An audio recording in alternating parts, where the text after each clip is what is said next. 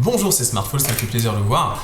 Et je vais faire une petite intro en vous disant que la dernière vidéo que j'ai faite, qui était une vidéo pour laquelle j'ai pris quand même pas mal de temps, donc sur cette chaîne, parce que j'ai deux autres chaînes, il y en a une de développement personnel sur laquelle en ce moment je fais plus du tout de vidéos, et il y en a une qui parle d'informatique, qui était avant donc ma chaîne principale, et je me suis dit que ça pourrait être intéressant de montrer que j'ai fait quand même des vidéos d'informatique aux différents recruteurs. Et ça c'est un point que j'ai pas vraiment mis en avant et que je devrais mettre un peu plus en avant, mais pour le mettre un peu plus en avant je devais avoir une chaîne focus uniquement sur le développement, parce que si je parle de choses et d'autres, bah un recruteur va se dire mais ça parle de quoi. Le problème c'est que cette chaîne décolle pas, et c'est normal pour une chaîne au début de devoir voilà. Le truc c'est que les vidéos sont pas du tout mises en avant par YouTube. La dernière vidéo que j'ai faite, donc c'était sur l'IA, sur les projets vraiment iconiques, enfin les projets étoiles de la mort que font les géants de la tech. Cette vidéo, il y a eu deux impressions, et je crois que les deux impressions, c'est sur donc, mon autre compte, mon compte principal, voilà. Et l'autre, c'est sur cette chaîne-là. Donc en gros, voilà, je me dis que je vais devoir faire des vidéos tous les jours. En tout cas, je vais essayer. La chaîne, donc, c'est Insight. Je vais parler de faits de société sur cette chaîne, de cinéma, peut-être de politique, bref, c'est le but.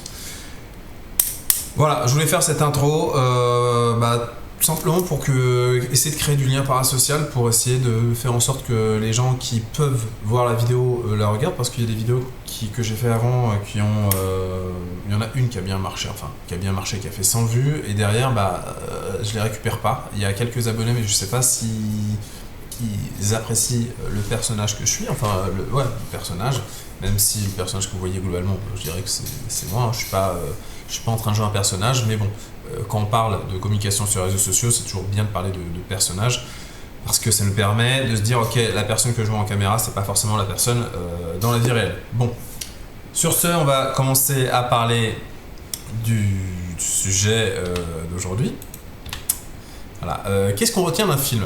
Alors, pourquoi cette question déjà? Tout simplement parce que je me suis dit que aujourd'hui, des films, on les regarde et on les oublie. Ils marquent pas grand-chose et on les consomme. Et en fait, on les utilise même pas pour pouvoir se hyper, pour avoir une esthétique. Voilà. Et si je disais, voilà, parce qu'un film, tiens, je vais commencer par la fin. Un film, c'est plusieurs choses. Et une partie importante, c'est une esthétique, et des fois on a besoin d'une esthétique pour pouvoir se motiver. Par exemple, si on veut faire de la science, on va voir, il y aura un ou deux films qui nous hype, et on va se référer à cette esthétique pour se motiver, pour se dire voilà, ça c'est le cap que j'ai envie d'atteindre. Et donc un film, ça donne aussi un cap. Il y a les idées, il y a par exemple Star Wars. Tiens, c'est très bien que j'ai mis les images avec. Et Star Wars, dans l'Empire contre-attaque, on voit une main bionique, et Star Wars c'est quoi? C'est l'espace, c'est des vaisseaux, c'est avant tout du futur. Il y a beaucoup de gens qui sont mis à faire de l'informatique, à faire de la science, de la technologie, dans le but de créer entre guillemets l'esthétique de Star Wars pour aller dans le futur, même si c'est pas le thème c'est pas le thème, le futur, mais l'esthétique montre ça. Et c'est la force du cinéma, on peut raconter une histoire et l'esthétique crée aussi un autre mouvement. Bon, et donc c'était important le cinéma. Je sais que moi quand j'étais petit c'était très important. Une des raisons pour lesquelles je suis devenu ingénieur, j'ai fait des études d'ingénierie qui étaient très difficiles. Très difficiles. Aujourd'hui, pour vous faire le topo, je suis au chômage, ça fait 1 an que je suis au chômage, et je suis très frustré parce que voilà, je retrouve pas forcément de travail facilement. Et les études d'ingénieur, c'était pas genre facile, il y a des gens qui sont extrêmement intelligents, qui vont pas faire d'efforts, et pour qui, je me rappelle quand je parlais au lycée, tiens, tu vas faire quoi? Oh je vais faire une prépa, puis après une école d'ingé, et puis voilà, pour eux c'était suivre la vie normalement. Moi ça a été un combat, ça a été un combat, j'ai beaucoup travaillé, et donc c'est chiant quand on se rend compte que ça n'a pas servi à grand chose, parce que je retrouvais un an au chômage, c'est pas cool, et puis l'avenir m'inquiète aussi, et je me dis attends, en fait ça sert à quoi de faire des études prestigieuses? C'est pas un simple bac+5. J'ai fait maths sup maths spé, c'est le meilleur premier cycle, et j'ai fait un concours pour rentrer dans l'école que j'ai faite. Et puis après, il faut aussi être diplômé, faire des stages, et les stages c'est pas forcément sympa. Il y a des choses qui peuvent être difficiles. Globalement, Les 2 premiers stages que j'ai fait, parce que le stage de première année, le stage de deuxième année, le stage de troisième année, les 2 premiers étaient sympas, le dernier il était pas très très cool. Moi j'ai pas aimé. Il y avait des problématiques, mais bon, je vais pas m'étendre là-dessus. Donc voilà, le film c'est un imaginaire qui peut nous motiver, et je sais que le cinéma c'était très important pour dans les moments difficiles, quand il y a des révisions ou quand il y a un sujet, par exemple les mathématiques, je me rappelle en sup c'était difficile, et quand on se dit ouais mais accroche-toi parce que on se réfère à des images. Donc il y a aussi Terminator, là Terminator 2, moi j'ai principalement regardé plusieurs fois le 2, parce que le 1 il est des années 80 donc techniquement il est un peu vieillot, c'est pour ça que moi je parle des années 90, même si l'Empire contre-attaque a été fait en 1980, mais globalement il y a beaucoup de films dans les années 80 qui n'ont pas la même patte visuelle que les films des années 90.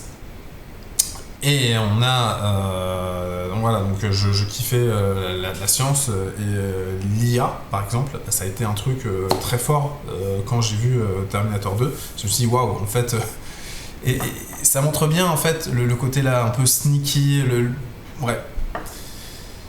C'est vrai qu'on n'a pas trop de films d'IA qui montrent que c'est vraiment incroyable, qu'on peut vraiment changer le monde, mais je trouve que Terminator 2 est intéressant sur ce point-là, sur le fait que il est imprévisible.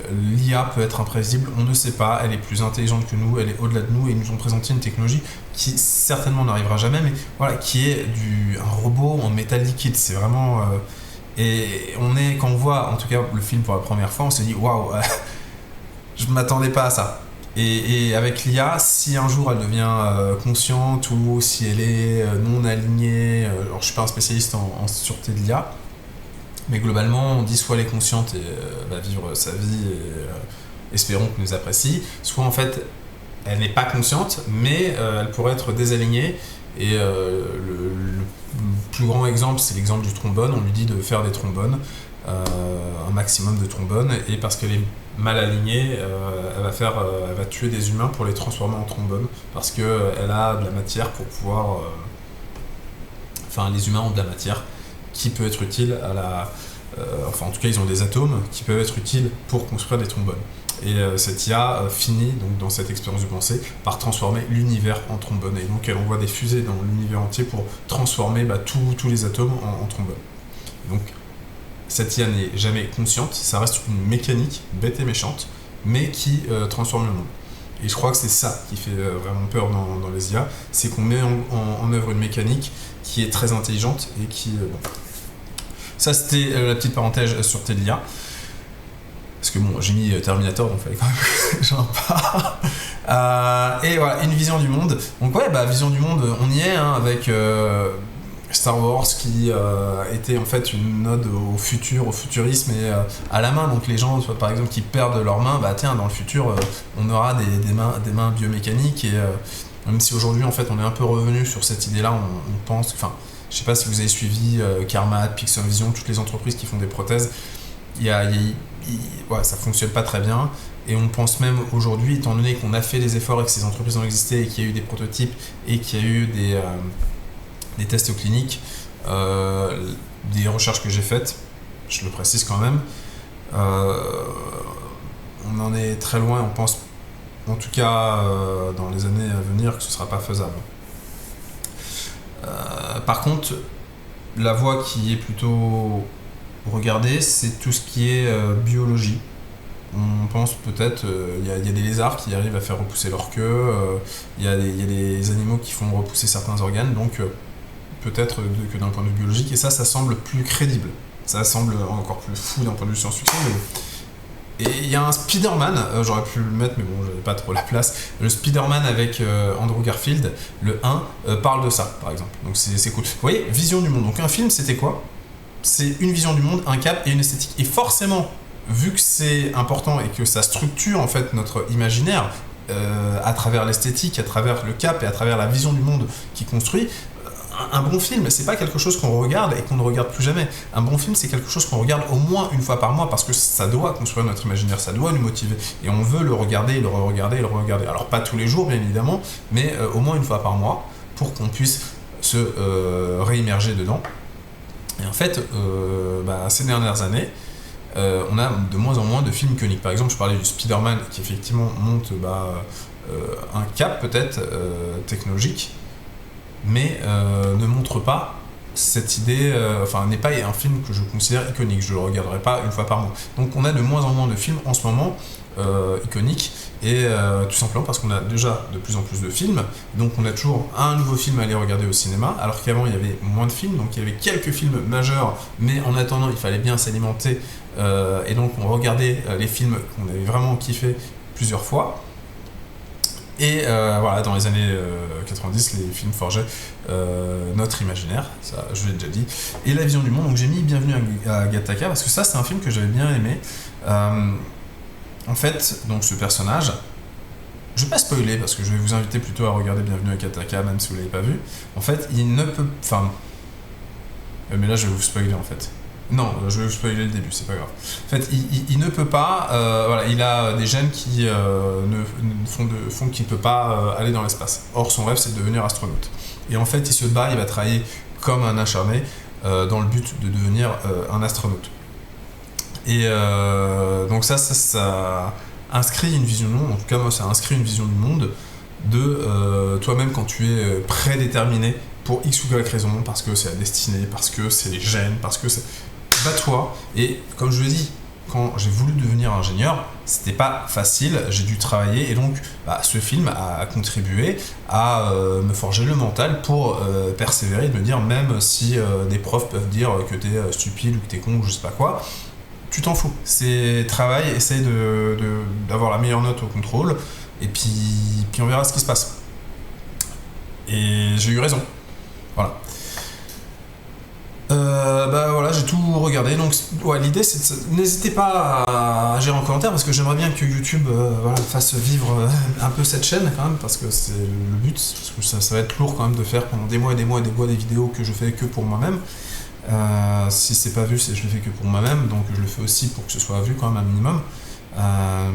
Même si mon but c'est pas de devenir un Squeezie ou quoi que ce soit, je veux quand même qu'il y ait une petite communauté qui se forme. Et de poser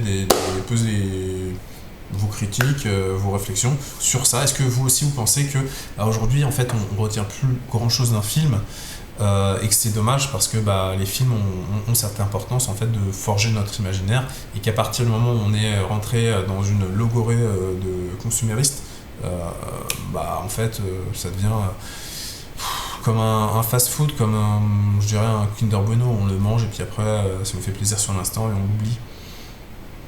Voilà, je vais m'arrêter sur cette image. J'espère que vous avez apprécié la vidéo, donc comme je vous l'ai dit, n'hésitez pas à interagir en commentaire si vous avez des choses à dire. C'est le but d'une chaîne qui parle un peu de société, c'est qu'on puisse parler, que je puisse avoir les idées des uns et des autres. Et voilà, n'hésitez pas aussi, comme je dis, commentaires, après like, partage, abonnement. Je sais que c'est chiant d'entendre ça, mais bon, là... Bon, bonne journée et à bientôt.